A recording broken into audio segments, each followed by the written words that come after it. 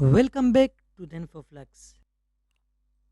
In today's tutorial, we are diving into an exciting project where we will be interfacing the WCMC Opta 101 sensor within Arduino Nano and displaying the sensor reading on an OLED display.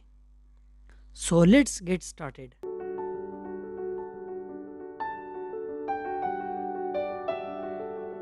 Before we jump into the wiring and coding, let's quickly go over the components we will be using. Arduino Nano, WCMC Opta 101 sensor, OLED display, breadboard, and some jumper wires. This sensor module is created using the Opta 101 Lite sensor chip. Also, this Opta 101 chip includes a monolithic photodiode and a trans impedance amplifier. We can get the light intensity as the analog values through this sensor. Also, this chip requires a potential of 2.7 volt to 36 volt for operation, and it can be operated by a single or dual power supply. This sensor gives us analog values so we can set the limit to take the decision depending on our requirement. It consists of 6 pins: VCC, ground, 1M, out, negative V, and COM. Difference between WCMCU Opta 101 light sensor and LDR. The Opta 101 sensor is a photodiode integrated with a trans impedance amplifier, which converts the light into electrical voltage. This makes it a highly sensitive and accurate light sensor. It provides a direct analog voltage output proportional to the intensity of the light falling on it. An LDR is resistor whose resistance decreases as the light intensity increases. It does not produce a voltage directly, but its resistance based on the amount of the light. The output typically requires additional circuitry, like a voltage divider, to convert the resistance change into a measurable voltage. Sensitivity and accuracy. WCMCU Opta 101 light sensor is highly sensitive with a precise and linear output, making it suitable for application requirement accurate light measurement. It can detect a wide range of light intensity with a consistent response, whereas LDR are less sensitive and less accurate compared to the Opta 101. Their response can be non-linear and they may not be reliable for precise measurement. They are more affected by temperature changes and are generally slower in response time. Environmental stability.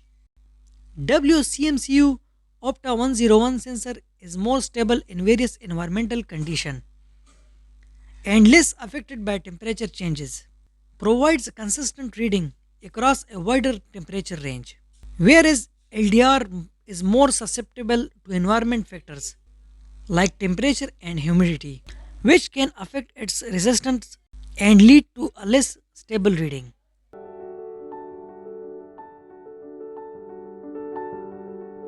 Connect the VCC pin of the WCMC Opta 101 with 5 volt of the Arduino Nano.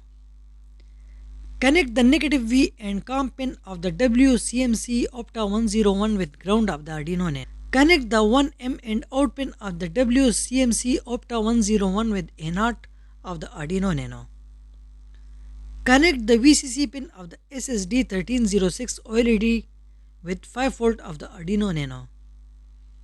Connect the ground pin of the SSD1306 OLED with ground pin of the Arduino Nano. Connect the SDA pin of the SSD1306 OLED with a 4 pin of the Arduino Nano. Connect the SCL pin of the SSD1306 OLED with a 5 pin of the Arduino Nano.